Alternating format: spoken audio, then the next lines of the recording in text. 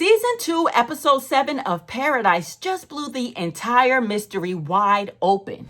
Because we're no longer asking if this show is about time travel. Now we're trying to figure out what kind of time traveling we're witnessing. And the final reveal changes everything. Link isn't just Link. He could be Dylan, Sinatra's son, who supposedly died years before the bunker even existed. So how is he alive? Did Sinatra use Project Alex to bend time? Or are we watching multiple timelines collide in real time? So today I'm breaking down 5 clues that you probably missed. And I'm also discussing the biggest unanswered questions that I have after watching this episode. But before we get started, let me introduce myself if you're new here. And if you're not new here, then welcome back. My name is Brandy. And I realize that you could be on any channel in the world, but you're right here with me. And I really do appreciate that. So please go ahead and like this video. It really does help the channel out and I greatly appreciate it. And also subscribe to the channel if you do enjoy watching TV show reviews and also movie reviews. Before we dig into clue number 1, let me just say my brain is hurting trying to figure out this show. The writers are doing such a good job of keeping us on our toes. I'm pretty certain we're dealing with time travel, as I've been saying in my previous Paradise videos as well. But now I'm just trying to figure out what type of time travel. And my best guess is that we're dealing with different timelines, different versions of the same world caused by changes in time. So each timeline is essentially what if things went differently versions. Does that make sense? So I don't think it's a parallel universe. I just think it's different timelines. And some of my clues that I'm going over right now will support this theory. So with that being said, let's dig into clue number 1, the apple pie. Now for Link, the apple pie serves a dual function. It isn't just comfort food, it's data. Fresh apples, meaning greenhouses, grow lights, artificial pollination. The apple pie confirms that Project Alex is indeed in the bunker, but it also functions as a controlled variable, a precise way to test if this timeline still aligns with the reality that Link has been tracking. And also, food is just a classic sci-fi trope, something familiar and repeatable that characters use to test whether their reality is stable or if it's altered just a little bit. Now, we've seen moments in other TV shows and movies where food is the controlled variable as well. Think about The Matrix. I know this steak doesn't exist. A simple taste or detail can reveal that a timeline has shifted, even if everything else looks the same. If the pie tastes the same, then the timeline is stable. But if the taste changed just a little bit, something has changed. So not only are these elements of time travel confusing for us as an audience, but it can be confusing for the character as well. So in a nutshell, Link just used the apple pie to make sure that he's on the right timeline so he could take the actions necessary to get Alex back. Now, clue number 2 also involves my theory that Link is operating on different timelines. When Sinatra asks Link how big his crew is, and he tells her, Well, we're spread out over a lot of branches, but all in probably about 10K. Now, the word branches, that word feels very intentional in a sci-fi context. In time travel theory, timelines are often described like a branching tree, where every decision or divergence creates a new branch of reality. So if this show is playing fair, which I'm not sure of just yet, again, like I said before, the writers could flip everything on its head at any given time, and all of my theories could be wrong. But if they are playing fair, then Link saying branches is a subtle hit that he isn't operating across departments, he's operating across different versions of reality. So those 10,000 guys might not all exist in the same timeline, but they could be spread across multiple branches, each one a slightly different world he's tracking, managing, or even manipulating. And let's not forget that Henry Miller, the scientist that created the whole quantum entanglement Project Alex, he said that Link is extremely smart. He was the smartest one in the class, and he knew all about quantum entanglement. He was somewhat of an expert, so much so that Henry Miller made Link a partner in his business. And with us having that knowledge of Link, that makes something that sounds like a throwaway line, it turns it into something way bigger. So Link might not just know about the timelines, he might be coordinating across them. And clue number 3 are the nosebleeds and the glitching. We see Sinatra, Xavier, and Link experiencing nosebleeds on this episode. And we've already seen Link and Xavier have nosebleeds in previous episodes, which I talked about as well. But in short, nosebleeds are a classic sci-fi signal that the brain is under stress from conflicting timelines or overlapping memories. It's basically the show's physical tell that someone is syncing or glitching across different branches of reality. Now let's talk about Sinatra glitching. Did you guys notice when the bunker doors were open and she put her hand into the sun that her hand glitched about 3 different times? And I also noticed that she was glitching when she was on the bed with her husband after the big reveal. And for a show as intentional as Paradise, I don't think that glitching was an editing snafu, because in both instances, I believe that Sinatra glitched 3 times. And also when Sinatra glitched 3 times on a bed with her husband, Cal was in the background doing a voiceover, a monologue, which I loved, by the way, and he kept mentioning the number 3. He mentioned that the Roman Empire spanned over 3 continents, and he also mentioned, I believe, that the Chicago Bulls had a back-to-back three-peat. Anyway, I say all of that to say, we saw her glitch 3 times, and then Cal's voiceover mentions 3. I'm wondering if Sinatra is controlling or experiencing 3 different timelines. And clue number 4 is huge. In one of the final scenes, we see Sinatra walking down a hallway to get to Project Alex. But this is the exact same hallway that we saw Xavier and Link have visions of. Now, if Xavier and Link are both having memories in a place that they haven't physically been yet,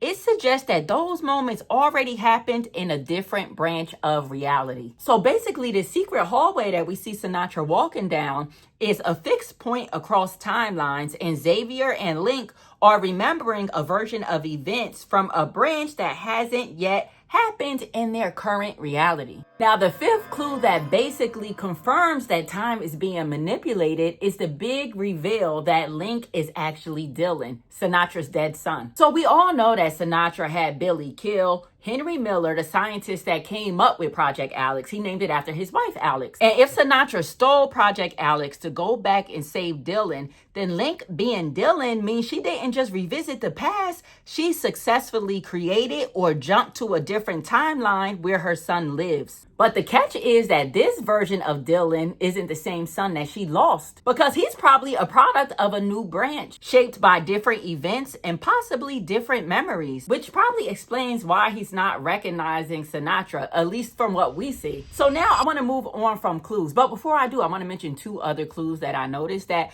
I really didn't know how to tie into the whole time travel thing. But I noticed that Link, or Dylan, he took one of the pens from Air Force One, that is, and we also see when Terry and Xavier, they were walking to go get Bean from Gary, that Terry walked through a swing that was broken on the way to get Bean, and on the way back, she walked through that same exact swing. Did anybody else clock that? Just let me know down below, and let me know what that could possibly mean. And comment down below, guys, let me know if you saw any clues or any symbolisms that you think could mean something down the line. And I'll be honest with you, I do have a lot of unanswered questions that I'm about to dig into right now with you all, but I do not think that all of our questions or all of our theories will be confirmed or denied next week during the season finale. I have a feeling that we are going to be left hanging, or that things are going to be left up to our own interpretation. And it is going to be a long year or so before we see Paradise season 3. So just prepare yourself mentally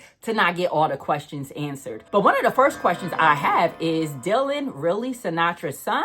Or is Link playing a game with Sinatra? When I was watching that scene, I was imagining myself in Link's shoes, and I'm like, what motivation would I have to tell Sinatra my date of birth if she asked me? I wouldn't tell you my real date of birth. Why would I tell you anything? Like, I'm angry with you. I'm upset. I want to get to Project Alex. Why would he tell her the real birth date? I mean, and I love that reveal. I talked about the possibility of Link being Sinatra's son in my first Paradise video. But let me tell you, Paradise is such a tricky show. I am not fully convinced just yet that Dylan is Link. And I think some of my skepticism comes from the age difference. Something felt really wrong that Dylan was so much older now than Hadley. I mean, when we met these kids on season 1, their age difference wasn't so huge, but now we see that Dylan is 26 and Hadley is what, 17, 18? I don't remember the gap being that large. But anyway, just some food for thought. Let me know what you think down below. Is Link Sinatra's son? And my next question is, who or what is Project Alex and what does it look like? These writers have made us wait 7 full episodes and we have not seen the big reveal of Alex. And let me tell you, I think once we finally see Alex,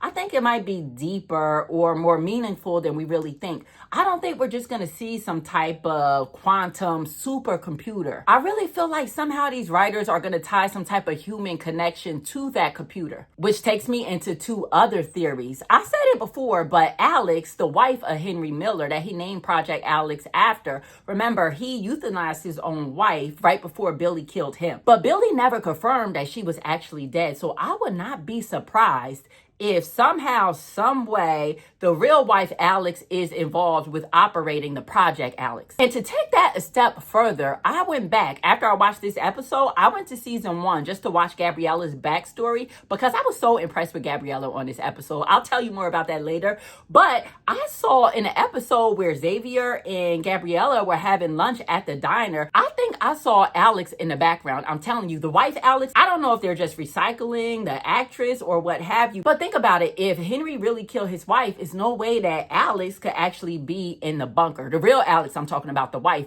And we saw when we met Alex that she was very sickly. So we couldn't really tell what she looked like. But I'm going to try to pop a visual on the screen right here so you see and you tell me. But again, I don't know what we're going to see when we finally see Project Alex, but it has to have some type of human connection. So I'm thinking either it's connected to the real wife Alex somehow, or it's connected to the acronym that we've been talking about as well, ALEX. A lot of people have been saying that Alex stands for Annie, Link, Enos, and Xavier. So what if some type of twist of events that it's not really time travel? What if it's just like they took the consciousness of those 4 people and installed it into different timelines? I don't know, but all I'm saying, the bottom line is I am really looking forward to the Project Alex reveal, and I'm hoping that it holds some emotional weight. Next question, is that really the end of Gary's story? I was really disappointed in that timeline. And in fact, I was even disappointed in the Xavier and Terry reunion. Let me tell you why. It started off lovely. I liked it. But for Xavier to let Terry go into that building with Gary alone, I'm like, Xavier, what is going on? Let me tell you, Xavier used to be my favorite character in this show, but on this episode, I have so much disdain for him now. Like, this just has to be a different variant of Xavier. But anyway, the whole Gary storyline, I was just very unsatisfied with the way that ended. I don't know if we're going to see Gary the mailman again or what, but why did we need all of that backstory on Gary if it was just going to end off like this? And speaking of another storyline that was anticlimactic, is Jane's killing, or is Jane even really dead? Again, why give us this backstory on Jane in the last episode just to kill her off in this episode? But I am glad that Gabriella outsmarted her. I'm definitely rooting for Jane to go, but I'm just not convinced that Jane is dead quite yet. And the next question that's floating around in my head is, what are the real identities of Annie's baby and Bean? We see that in this series, if you don't have a real name like Link, or a blank ID like Link, then it's possible that you are somebody else that we've met before. So I'm just wondering, is Annie's baby Sinatra somehow? Is Bean Billy, which I've said before that I have a little feeling that Bean could be a younger version of Billy? I don't know, but I'm just really skeptical and cautious when we meet characters that we don't know their real name. And lastly, I have a theory about Sinatra. It was something about that scene where Sinatra was talking to her husband in that closet, right? That gave me kind of a weird idea. So I went back again to season 1 to Sinatra's episode to learn more about Dylan's death. And we didn't find out exactly how Dylan passed away. All we know is that in one of the last scenes where we see Dylan alive is that they're at a grocery store and Sinatra asks her husband, she says very cryptically, can we do that ice cream thing? So we see that her and little Dylan, they go to a freezer that has ice cream in it, and she gives Dylan like a few seconds just to look at the ice cream, and then she covers her eyes and she says, do it, go ahead and do it. It's very cryptic. You guys should go back and watch that scene on season 1. But in a nutshell, he describes the ice cream that he saw. He said it's rectangular, it's a sandwich. And then he keeps his eyes closed and she goes into the freezer and she grabs what ice cream she thinks he's talking about. And now listen, I have kids. In the normal world, that means nothing at surface level. But when we're talking about Sinatra, that's a tech mogul that's toying around with time. I look back at that scene and I was like, whoa, Sinatra might be responsible for her son's death. And I say that because I think she might have been experimenting with Dylan right at that time. Because we see right after they went out of the grocery store, Dylan, he gets on a horsey and Sinatra is just talking to her husband casually. We see that Dylan, he starts zoning out while he's on a horsey, and he's zoning out and he's looking far away as if he's looking into space, and he's kind of in a trance. And then from there, we see Sinatra and husband going to different hospital visits to go see him. We see that they are trying to get him the best care possible. But it really struck me with looking back at that, and also the way Sinatra keeps saying, I'm not a monster, that maybe she had something to do with Dylan's death, and maybe that's why she's experiencing a lot more grief than her husband. Again, going back to that closet scene, she says to her husband, like, how are you able to get over this? And I'm not. I could barely say Dylan's name. And listen, when one mom cries, we all cry. I mean, grieving a child, I could not even imagine. But it was something that the writers are trying to tell us from that closet scene. Or could it be that Sinatra's husband is about to come to the forefront and take on a bigger role? But nonetheless, guys, I could go on and on and on. I have so many theories and suspicions, I am telling